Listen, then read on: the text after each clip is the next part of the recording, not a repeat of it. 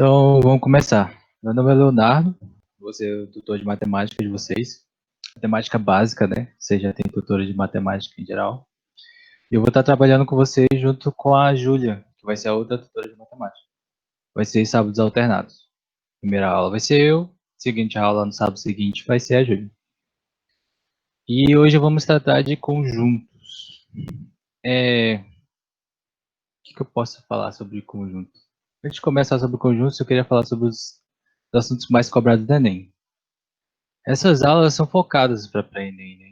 Então, a intenção é que vocês utilizem esses conteúdos na hora de realizar a prova.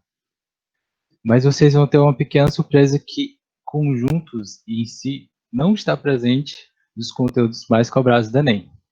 A gente tem mais presente o quê? Proporcionalidade, que vem porcentagem, escala, razão, regra de 3, todo mundo sabe a regra de 3.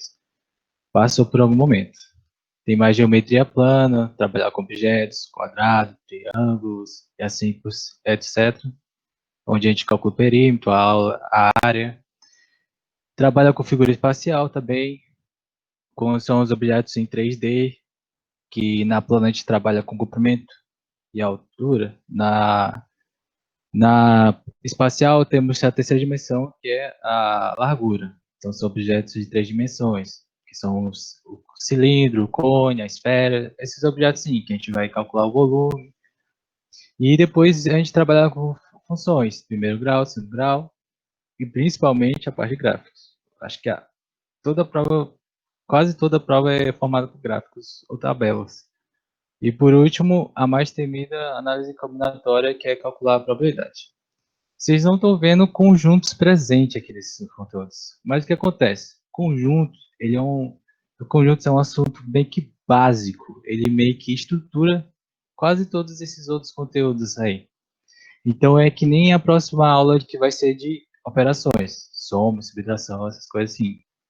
É uma coisa que não tem um conteúdo em si aqui, mas a soma e a subtração está presente em todos esses outros conteúdos. Não tem como você trabalhar. Então, por isso que a gente vai trabalhar com conjuntos. Conjuntos vai estar presente em quase todos esses conteúdos. Então, o que é conjunto, né? Vamos começar com a definição de conjunto. Em si, ele não tem uma definição, porque como ele é um assunto básico, assim, digamos assim. Mas a gente pode definir ele, dizer que ele é um conjunto, um amontoado de elementos que é delimitado por um espaço fechado. Então, a gente pode ter um amontoado de elementos aqui, A, B, C, D, e eles todos estão amontoados em um espaço fechado, que a gente pode dizer que um círculo, mas eu não posso dizer especificamente que é um círculo, porque pode ser uma elipse, uma forma assim que vai ficar vai fechar, né? Então a gente pode dizer isso, que é um amontoado de elementos. Pode ser letras, números, mas quando a gente chegar lá no assunto em si, a gente vai observar que tem a presença mais de números, 2, 3, assim por diante. Ok? Lá no ensino fundamental, quando vocês começam a aprender matemática, a primeira coisa que vocês aprendem é contar, né? E aí tem até uma brincadeira que, tipo, em cada ano, um ano é tipo números naturais, o ano seguinte números inteiros, racionais, e assim vai dificultando os números. E esses aqui são os primeiros conjuntos que vocês conhecem, né? A gente tem os conjuntos numéricos, que são os números que a gente vai aprendendo ao longo que a gente vai crescendo. O primeiro conjunto são os naturais. São aqueles números que a gente utiliza para contar. 0, 1, 2, 3, 4 e assim vai. É do zero ao infinito positivo aqui. E sempre esses números. 1, 2, 3, aumentando de 1 em 1. Tá? Infinitamente. Pode ser 1001, 1002, 2000, 5000. Esses são os números que a gente utiliza para contar. Depois, seguinte, vem os números inteiros, que são os números naturais, que vocês estão vendo aqui, mais os seus opostos. Então, por isso que tem os números naturais do zero ao infinito e tem os seus opostos. Menos 1, menos 2, menos 3, menos 4 e assim vai infinitamente o negativo. Ok? Em seguida, nós temos os números racionais. Esses números racionais representados pela letra Q. Eles são os números que a gente pode ser representado na forma de fração. Um número, vamos dizer que esse aqui é o Q, sobre um outro número P. E esses números P e Q, eles são números inteiros. Q tem que ser um número que pertence aos conjuntos dos números inteiros. E o P também pertence aos conjuntos dos números inteiros. Então, esses vão ser frações formadas por números contidos nesses números inteiros, pertencentes, né? Esses números inteiros. Então, pode ser menos 3 sobre 2. E esse menos 1 aqui, ó, que está no meio, por que ele está aqui? Porque a gente pode ter menos 1 sobre 1. E menos 1 sobre 1 é o próprio menos 1. Então, vocês observem que é uma fração, né? Menos 1 sobre 1 é uma fração. Só que a gente não escreve, normalmente, esses 1 embaixo. Deixa só o menos 1 em cima. O zero também, 0 sobre 1 ficaria só o zero. E assim por diante. Observa-se também que esse P aqui, ele não pode ser um valor nulo. Ou seja, ele não pode ser zero. P tem que ser diferente de zero. Porque uma fração onde que você tenha o valor zero embaixo, ela é indeterminada. Tem umas provas por causa disso, mas eu acho que a gente não precisa entrar em detalhe sobre por que o denominador na fração ele não pode ser zero. Mas quem tiver mais dúvidas aí pode pesquisar ou até me procurar um dos monitores aí para entender por que na fração o zero não pode ser o denominador. E esses racionais está incluso todos os outros anteriores, tá? Os inteiros e os naturais. Em seguida, temos os irracionais. Esses são os números que pode ser escrito na forma de fração, só que não vai ser números inteiros aqui, esse P e Q. Agora ele vai ser outro caso, à parte. Ele vai ter aqueles números mais complicados, que não são números inteiros. Aí no caso aqui, ó, por exemplo, raiz de 5 não é um número inteiro. Vai dar algum número decimal todo quebrado e periódico. Ou não, né? Então, meio que são frações formadas não por números inteiros. Pode ter número inteiro? Pode. Por exemplo, aqui o denominador é inteiro. E pode ter raiz sobre raiz? Pode ter raiz sobre raiz. Raiz de 5 sobre raiz de 3, por exemplo. Raiz de 3. Pode. Mas o importante é que eles não vão ser frações com números inteiros como que nem essa aqui de cima. Vão ser números que, quando você divide, eles dão números decimais muito longos ou que não são determinados, que normalmente você, quando coloca lá na calculadora, ele é arredondado. São números muito grandes, por exemplo, sei lá, você divide a raiz de 5 sobre a raiz de 3 e dá um número lá 1,3, 4, 5, 6 e vai lá e segue um número gigante, que a calculadora pega e acaba arredondando, sei lá, para 1,456. Então são esses casos à parte. Eu até coloquei o pi aqui, ó. Pi é bem conhecido, né, como 3,14 e segue aquele número gigantesco. Então esses racionais estão inclusos esses números. E outra coisa, eles não estão inclusos os outros números, outros conjuntos anteriores, tá? Os racionais são só esses números irracionais. Eles não estão inclusos os racionais, nem os inteiros, nem naturais, ok? Por isso que eu não repeti esse 1 e 0 aqui como eu repeti nas anteriores. Nas anteriores a gente tem 1 e 0, para vocês verem que eles estão sempre presentes. Aqui 1 e 0, menos 1 e 0, mas no caso das racionais eu não coloquei para vocês observarem esse ponto. E por último, deixa eu apagar aqui, por penúltimo, né? Temos os números reais. Esses números reais vão englobar todos os outros conjuntos anteriores, conjuntos numéricos anteriores. Por isso que eu coloquei reais, vai ser o quê? Os naturais, unidos com os inteiros, unidos com os racionais, e por último, unidos com os irracionais. Vai englobar toda essa galerinha anterior aqui. Ok? Eu coloquei por último aqui os complexos, mas só o conhecimento a mais. Mas nessa matemática básica, eu acredito que não vai estar trabalhando com esses números complexos. Mas só por conhecimento, sim, eles vão cobrar aqueles números que têm raiz de um número negativo. E é uma raiz quadrática, né? Vocês sabem que tem raiz cúbica, essas coisas, mas é uma raiz quadrática que é expoente 2.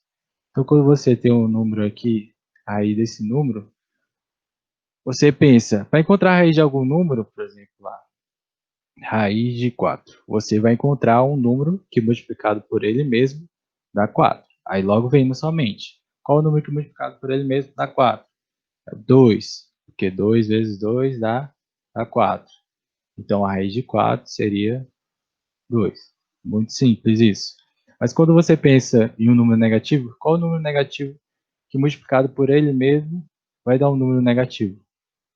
Por exemplo, esse menos 1 aqui. Qual o número multiplicado por ele mesmo vai dar menos 1?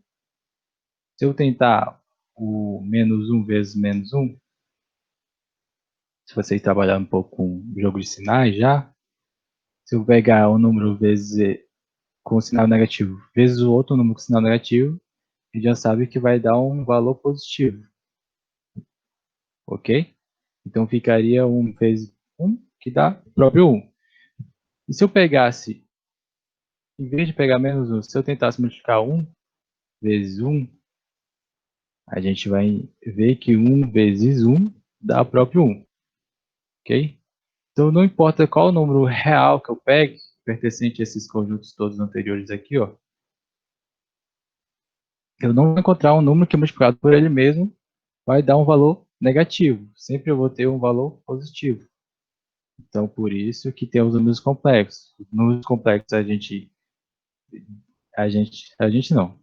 Alguém no passado determinou que um número imaginário chamado i seria igual à raiz de menos 1.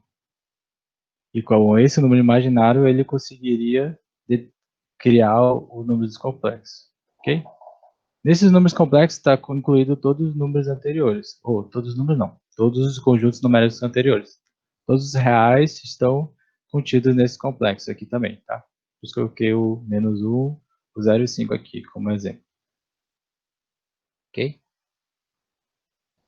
Seguindo para o próximo passo, nós temos a representação desses conjuntos, como é que eles são representados. Tá. A primeira forma de representar eles, que é uma das mais usuais, é por forma de enumeração listagem. Você só vai pegar o conjunto A, por exemplo, né? O conjunto A é igual, aí você coloca os elementos. Elemento 1, 2, 3, 4, 5, 6, 7. Então, nós temos o conjunto A representado dessa forma. Entre chaves e entre cada elemento uma vírgula ou ponto vírgula. Ok? Aqui, o outro exemplo. Um conjunto B, nós temos elementos 5, 6, 7, 8 e 9, entre chaves. Okay? Eu acho que esse é o mais fácil e compreensível, se digamos. E aqui vemos para a segunda forma de representar um conjunto, pela compreensão. Isso aqui detona um pouco de conhecimento de equação, que é aquele sinal de maior, menor. No ensino fundamental, as professoras devem utilizar muito a boquinha do jacaré. Né? A boquinha do jacaré abria para o número maior, digamos assim. Então aqui, por exemplo, utilizando o mesmo conjunto A e B anterior aqui, do exemplo anterior. Como é que representamos esse conjunto A? Representamos que A é igual a chave, que todo elemento de A é um elemento pertencente aos números naturais, ou poderia ser números inteiros nesse caso, mas eu coloquei naturais, mas tanto faz usar tanto inteiros ou naturais, porque esses aqui são números inteiros e naturais ao mesmo tempo, especificamente. E eu digo que esses elementos, eles são, esse x no caso, está o quê? O x, ele vai ser maior, igual a 2, que é o que a gente tem ali. O x, ó, se você observar, ele é maior ou igual a 2 e menor igual a 4. Foi isso que eu escrevi aqui. X os elementos de A, no caso x, são maior ou igual a 2 e menor ou igual a 4. Isso é um outro método. E esse aqui, de compreensão, é o método mais utilizado, tá bom? Vocês vão ver por que é o método mais utilizado. Ó, o segundo exemplo B aqui. A gente tem o conjunto B é igual a abre chaves, x pertence aos números inteiros, tal que esse x é maior do que 4 e menor do que 10. Aqui eu já não estou usando igual. Antes ali eu estava usando, mas esse aqui eu não estou usando igual. Para vocês verem que tem essa outra forma de escrever também. Esse x ele é maior do que 4. Então qual o número inteiro maior do que 4? A gente tem lá que é 1, 2, 3, 4 e logo em seguida vem 5. Então, um número inteiro maior do que 4 é o 5. Por isso que eu escrevi dessa forma também, que é uma outra maneira de escrever. Em vez de usar o maior ou igual, a gente pode usar apenas o maior. Então, x é um elemento maior do que 4, que é o 5, e é menor do que 10. Qual o número inteiro menor do que 10? O 9. Então, vai englobar todos esses números aqui, de 5 a 9. 5, 6, 7, 8, 9. Ok? Então, nesse caso, esse vai ser o mais utilizado. Tá? Por que, que ele vai ser o mais utilizado? Porque vai acontecer muitas vezes que a gente não vai ter esses conjuntos pequenos que eu estou usando aqui como exemplo. Vão ser conjuntos muito grandes, às vezes até ao infinito. Então, a gente utiliza essas representações aqui, com x maior que alguma coisa, ou menor que alguma coisa, para, em vez de escrever, é muito mais fácil do que ficar digitando, escrevendo todos os números. Muito, são vários elementos, às vezes alguns conjuntos. E a terceira forma de representar conjuntos é o diagrama de Venn, ou também de Venn-Euler. Nesse diagrama, provavelmente foi a primeira impressão que vocês tiveram com conjuntos na hora do ensino fundamental foi com esse diagrama de Venn.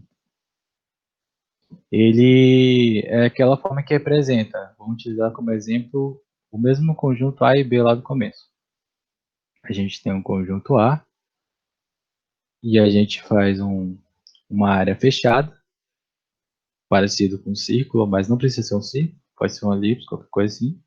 E dentro dessa área fechada a gente vai colocar os elementos de A, que no caso é 2, 3, 4, 5, 6, por último, o 7. Ok? Essa provavelmente foi a primeira impressão que vocês tiveram de conjunto no ensino fundamental, porque é a forma mais, digamos assim, mais fácil de representar, mais fácil de se compreender, né? É uma área fechada com os elementos 2, 3, 4, 5, 6, 7. Logo, você entende que isso aqui é um conjunto A formado por esses elementos. Esse é o diagrama de Venn, Euler. Mas esse aqui é só uma forma compreensiva, tá? Na hora do Enem lá, essas coisas, provavelmente eles vão utilizar mais esse outro método da compreensão aqui, ok?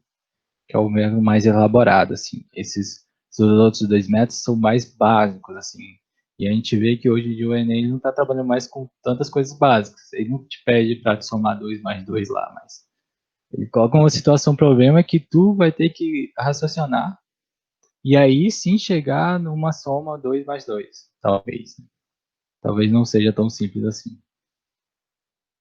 Mas com esses conhecimentos básicos você vai conseguindo chegar lá e começar a entender como é que funcionam as questões do Enem.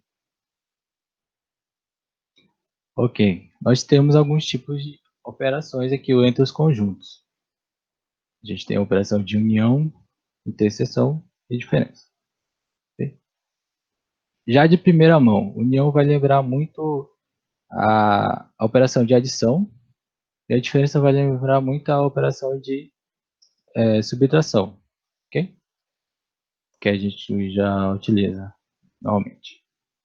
Então aqui, na união, que é a primeira operação, ela vai ser representada por essa letra Uzinha aqui. E a gente vai colocar ele entre os dois conjuntos que a gente vai operar. No caso, eu vou utilizando como exemplo aqui o conjunto A unido ao conjunto B vai ser x, que é os elementos dessa união, tal que esses elementos dessa união vão ser pertencentes tanto a A ou pertencentes a B. Okay? Eu estou falando pertencente aqui, pessoal, mas eu não sei se eu acabei esquecendo de explicar, né? Mas esse ezinho aqui significa pertencente. Vocês vão ver bastante ele. Esse aqui entre A e X, que é um Vzinho, ele significa ou na matemática. Ou. Então a gente lê dessa forma: x pertence a A ou x pertence a B. Então a gente vai pegar os elementos da união, vai ser os elementos pertencentes a A ou os elementos pertencentes a B. Isso significa o quê? Vamos aqui para um exemplo. A gente tem um conjunto A com esses elementos e o conjunto B com esses elementos. Qual é a união deles? Qual é o elemento a união desses dois conjuntos? A união desse conjunto, dois conjuntos, vai ser simplesmente todos os elementos presentes em A e todos os elementos presentes em B. A gente só não vai repetir os mesmos elementos. Por exemplo, a gente tem aqui A 2, 3, 4, 5. Então a união de A e B vai ser 2, 3, 4, 5. Aí o 6 e o 7. Aí você observa que lá em B também tem 5, 6 e o 7. Você não vai repetir o 5, 6, 7 de novo. Você vai colocar só o 8 e 9, que são os elementos restantes de B. Bem simples, né? Esse caso da união. Então, continuando, esse é o método de listagem, né? E a gente pode representar também pelo método de compressão.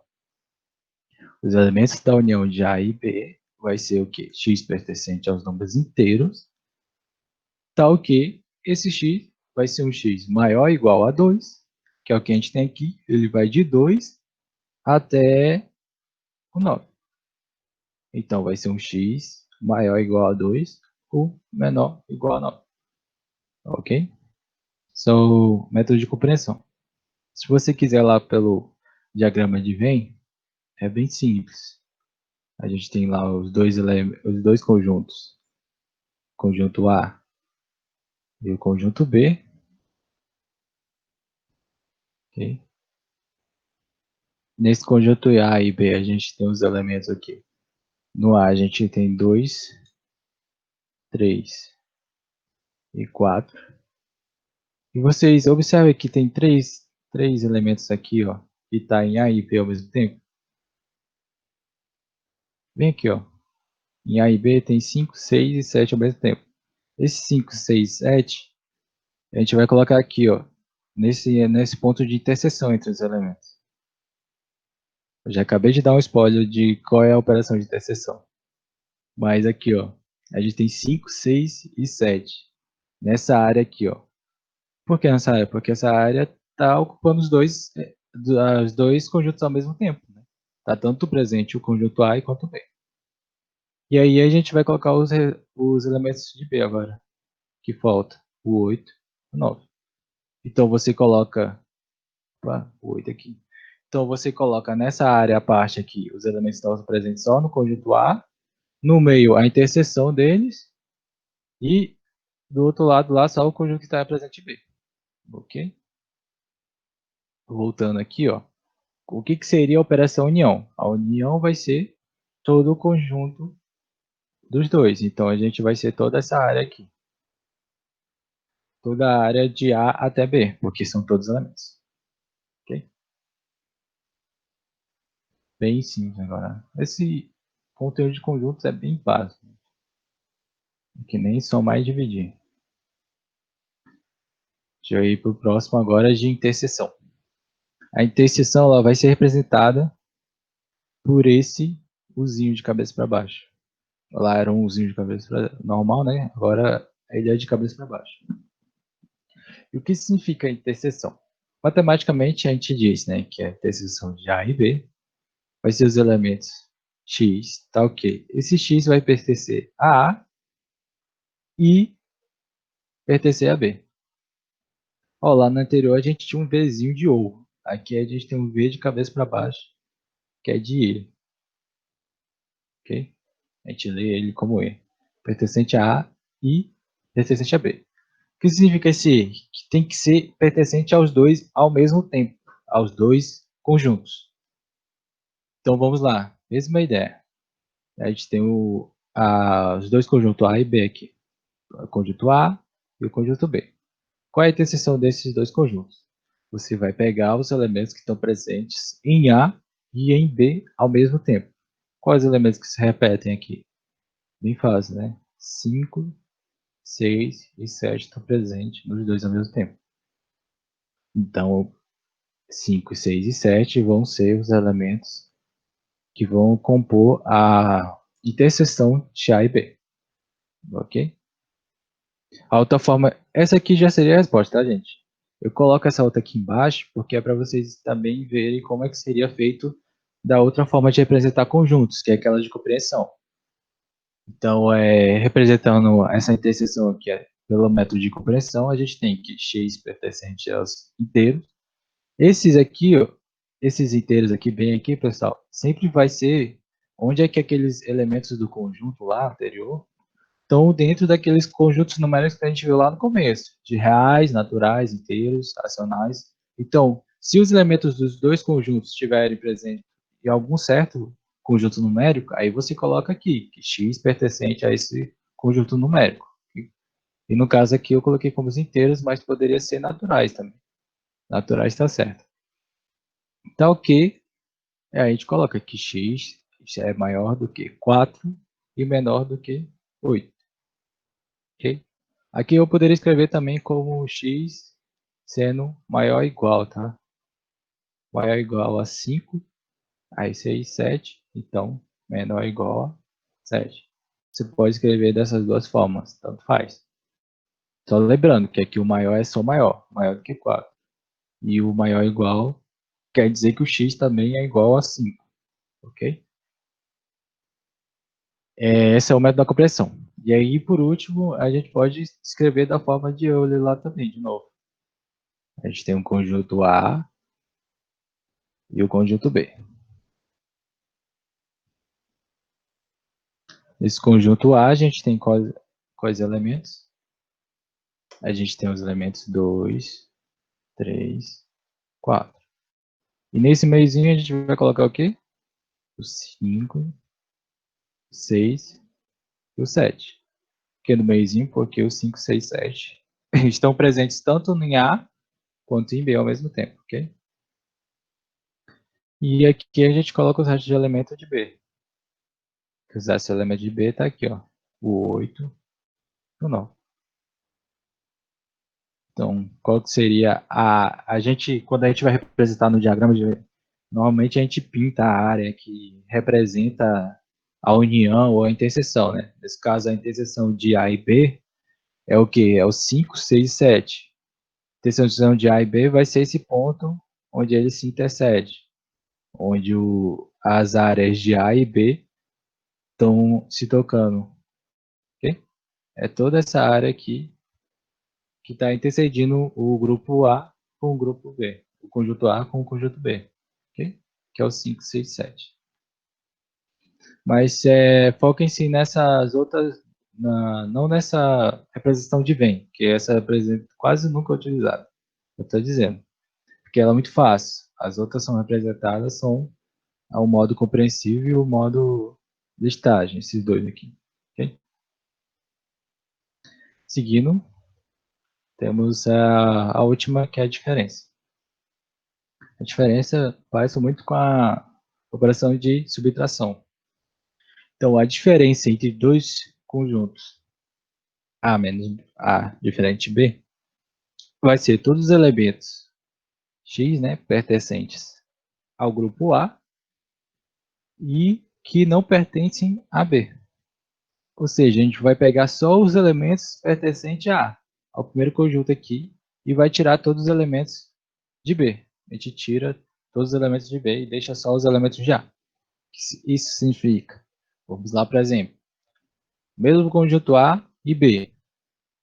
Eu acabei errando aqui, mas isso aqui era para ser A menos B, ok? O símbolo era esse aqui, A menos B. Qual vai ser a diferença A menos B? A diferença de B? A gente tem que A menos B vai ser, como eu disse, a gente vai pegar todos os elementos de A e tirar os elementos de B. Os elementos de A o que? São de 2 até 7. Tirando os de B, a gente tira o quê? Os 5, 6 e 7. A gente tira os 5, 6 e 7. Ó. Sobra só o 2, 3 e 4. No método compreensivo, né, na representação compreensiva, a gente representaria como? Que a diferença de A e B é x pertencente aos inteiros, tal que esse x é maior do que 1 e menor do que 5. Você observa que nesse tipo de leitura aqui, ó, a gente sempre lê a partir do meio, né? A gente diz que x é maior do que 1 e menor do que 5.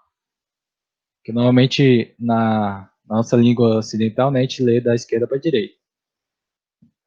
Eu tive até dificuldade isso no começo da escola. Eu sempre queria ler de 1 menor do que x menor do que 5.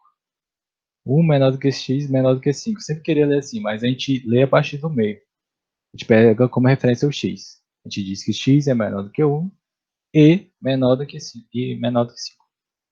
Ok?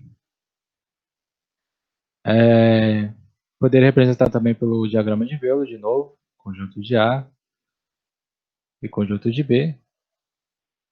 Os elementos de A, que é 2, 3 e 4. E os elementos de B, que é 8 e 9.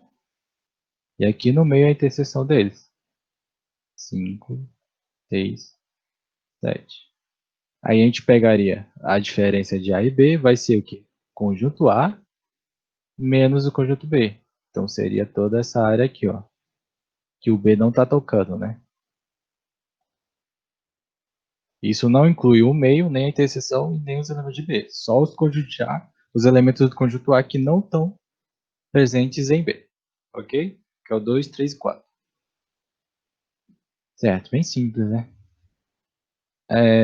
Bom, a gente tem que falar sobre ele, o conjunto vazio, mas é bem óbvio ele. Aquele conjunto que não tem elementos. Ok? Então, representam lá pelo diagrama de Euler, de Venn, a gente teria o quê? Seria um conjunto sem elementos, por exemplo, A, e aqui sem nenhum elemento dentro. Nenhum. Então, aqui, por exemplo, esse conjunto A aqui que eu coloquei, com x pertencente aos naturais, tal que esse x é maior do que 1 e menor do que 2. Se vocês lembram lá do conjuntos naturais, lá no começo do médico, a gente tem o quê? Que os conjuntos naturais é o quê? 0, 1, 2, 3, e aí vai. A gente coloca pontinho, pontinho, pontinho para não ficar falando que ele é infinito, né? Mas, se vocês observarem aqui, qual é o número natural que é maior do que 1 e menor do que 2? Tem algum número natural aqui que é maior do que 1 e menor do que 2? Não, não tem, né? Aqui, ó, o 1 já pula direto para o 2.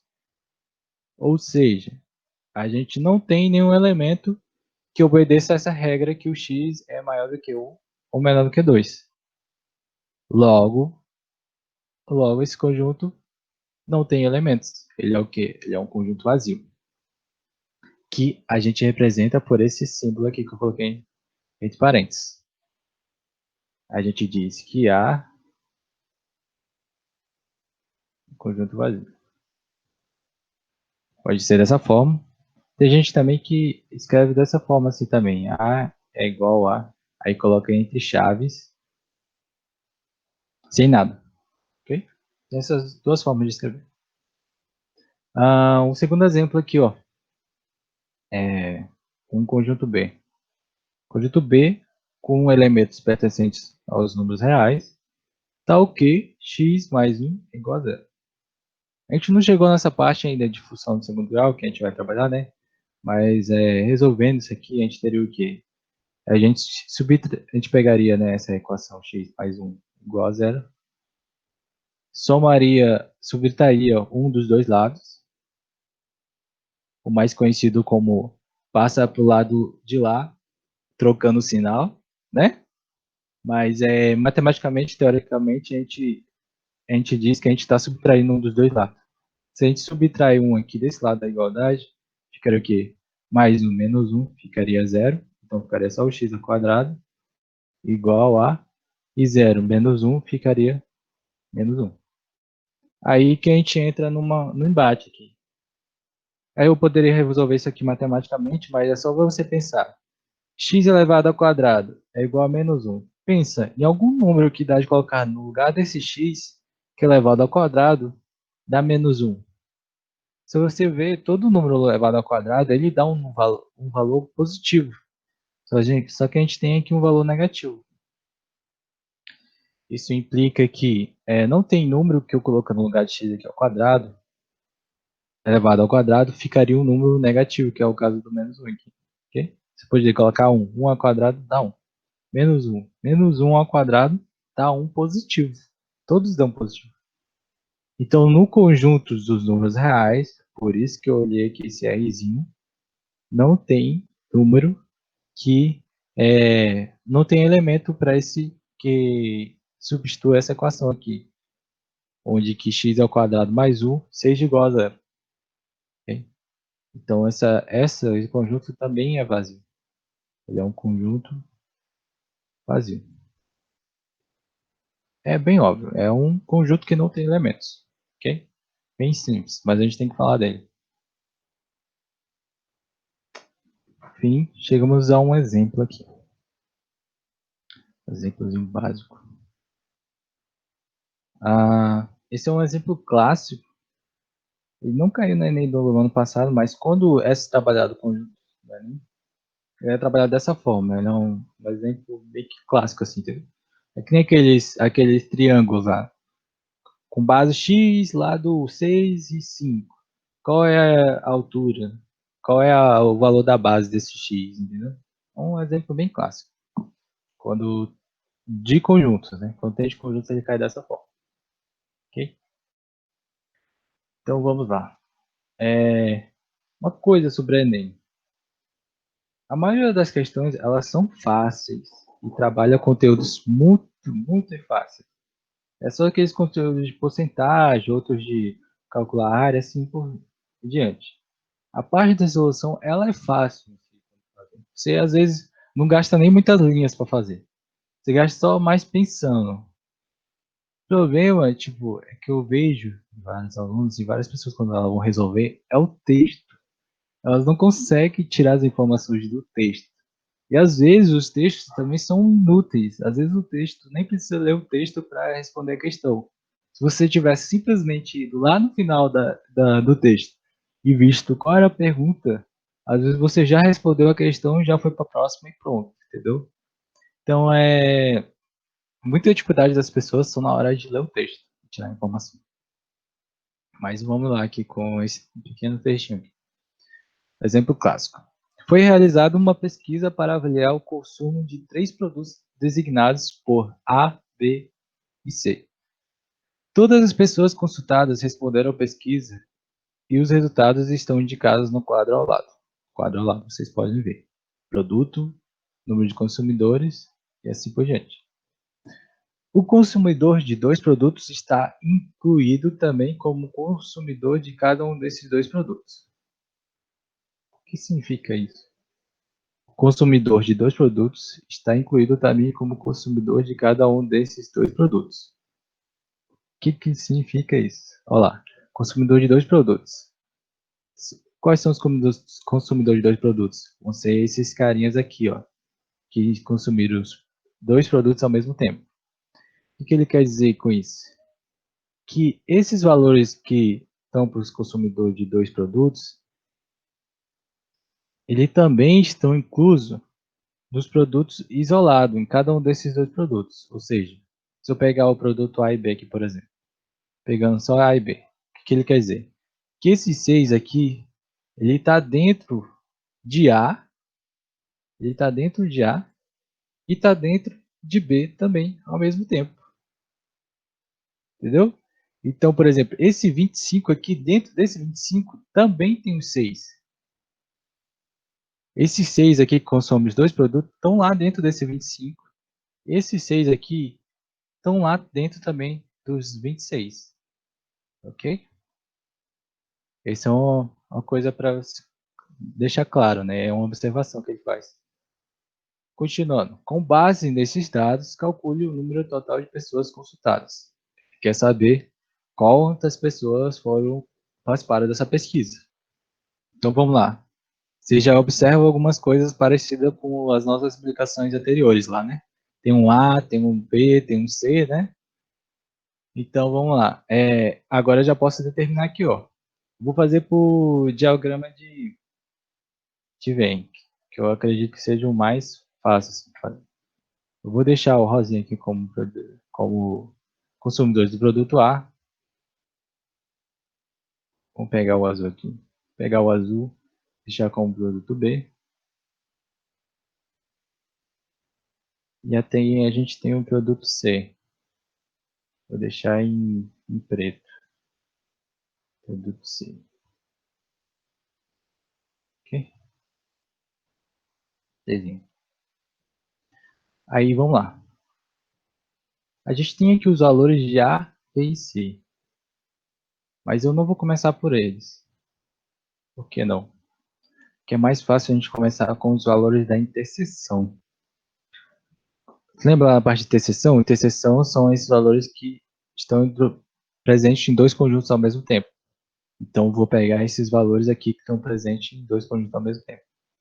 Poderia começar o de 3? Poderia começar o de 3. Na verdade, quando eu tenho três conjuntos, o melhor é começar pelo que tem os três ao mesmo tempo. Só que os três ao mesmo tempo é zero. Por isso que eu não vou começar por ele. Eu já sei que é zero, então eu não vou ter interseção entre os três. É por isso que eu tentei ao máximo desenhar aqui, mas não deu. Mas tentei deixar tipo um vácuozinho aqui, ó, que não dá de ter a interseção dos três ao mesmo tempo. Bem aqui assim, ó, essa bolinha aqui no meio, é como se fosse um vácuo, entendeu? O zero. Eu tentei desenhar que não se tocasse, mas vamos fingir que esse meu desenho está muito bonito e esses três conjuntos não estão se tocando, ok? Não tem um ponto aqui onde esses três conjuntos se tocam ao mesmo tempo. Por quê? Porque a nossa quantidade de consumidores dos três produtos é zero, tá bom? Vamos começar pela interseção. Vou começar aqui pelo A e pelo B. A e B tem quantos consumidores? 6. Então aqui entre A e B eu vou colocar 6, ok? Entre A e C, a gente tem quantos? 4. Então, entre A e C, eu vou colocar 4 aqui. Ó. E, por fim, entre B e C, são 5. Eu vou colocar um 5 aqui entre B e C. Ok? E agora a gente vai para os conjuntos em si. Vamos começar pelo A. Aqui. O A tem 25.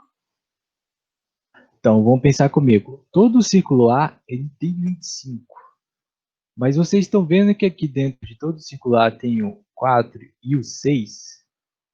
Então, eu tenho, por exemplo, uma X quantidade de produtos aqui, a parte que somado com 4 e com 6, ele tem que dar os 25 total. Vocês entendem que o total já é 25. Então, esse 25 está incluso tanto o 6 quanto o 4. Então, é como se eu pegasse lá os 25, que são o total. Se eu tirar os 6 que já tem ali, sobra quanto? Menos 6. Sobra quanto? Tira 5. Sobra 1. De 20, tira 1. 19. Sobra aqui. Mas eu ainda tenho 4 ali. Se eu tirar os 4 que estão ali ainda, tirando 4 aqui agora, sobra quanto? 9 menos 4, sobra 5. Então sobrou 15. Então essa área aqui, ó, essa área aqui, a parte sem a interseção, quantos tem que ter nela? Tem que ter 15. Então eu tenho aqui 15 com 6 da interseção com B, com os 4 da interseção com C, eu vou somar todos e eu tenho o quê? Os 25, que é o total de A. Essa que é a pegadinha. Entendeu? Se você pegar esse negócio da interseção, você vai conseguir resolver esses problemas de conjunto desse tipo. Esse é uma questão clássica, assim. Então, continuando, vamos para B agora. Pegar o azul. Para B, o total de B são 36, né? Ok, B a gente tem 36. Só que eu já tenho quanto ali em B, ó. Olha aqui o ciclo vindo aqui, ó. Quanto é que eu tenho B? Eu tenho 6 e 5. 6, 5. Então, desses 36, eu tenho que tirar 6. Sobra 30. E eu tenho que tirar os outros 5 ali, ó. 30 menos 5, sobra 25. Ok? Então, 25 é o que faltava ali do lado de fora, do lado de dentro do BLS, né? Não fazendo parte da interseção. Ok? Vocês observam, né, que 25 com os 6, com os 5, vai dar os 36, que é o total de B. Ok? Bem simples, né? É só esse detalhezinho. Agora vamos para C lá. C é 20, né? Então a gente tem 20 no total na B. Na C, né? Desculpa. Então a gente na C é 20, só que a gente tem 5 aqui e 4 fazendo parte da interseção. Então a gente tira os 5, sobra o quê? 15. E tira 4 agora de novo, sobra 11. Ok? Então a gente tem 11 aqui, ó. Então esses 11 com 4 e 5 vai dar os 20 total de C. Ok? Aí agora a gente conseguiu separar. Por que a gente fez isso? Foi para separar os valores que tinha a parte aqui, esses 15, os 25 e os 11. Porque antes a gente tinha o quê? 25, 36 lá na tabela. Deixa eu botar aqui. Antes a gente tinha 25, 36 e 20. E a gente tinha o 6, o 4 e 5, né? Tinha tudo isso aqui. Só que esses 6, 4 e 5, eles estão inclusos lá em 25, 36 e 20. A gente fez isso só para tirar esses 6, 4 e 5 lá dos valores totais de A, B e C. Entendeu? Essas interseções que a gente teve que tirar. Agora a gente tem os valores reais. A gente tem que 15, 4 e 6 é o valor de A, que é 25. Aí a gente tem que 25, 6 e 5 é o valor de B, que é 36, e tem que 4, 5 e 11 é o valor de C, que é 20. Aí a gente conseguiu aqui demilitar quais valores que tem aqui, né? A gente que tem, por exemplo, se a gente fosse olhar a tabela, só os consumidores de A seria o quê? 15. Só os consumidores de B seria 25. Só os consumidores de C seria 11. Ok? Só para delimitar só os consumidores de cada produto separado, porque as interseções a gente já tem. A gente já sabe quantos são as pessoas que estão consumindo dois produtos ao mesmo tempo. Está aqui na tabela. A gente só precisava desses aqui isolado. Do A, do B e o C isolado. Então só de A é 15. Só de B, 25. E só de C a gente tem 11. Okay? Somando esse aqui, das pessoas que fizeram parte da pesquisa, né? E que consumiram os produtos, somando só de A, a gente tem 15. Só de A, né? 15. Mais os 25 só de B, né? Que daria o quê? 10. Sobe 1, 40, né? Mais só de C, que é 11.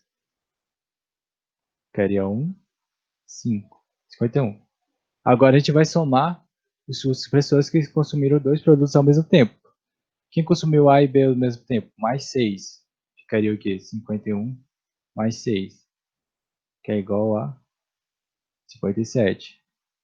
E depois somaria A e C, que é 4. 57 mais 4.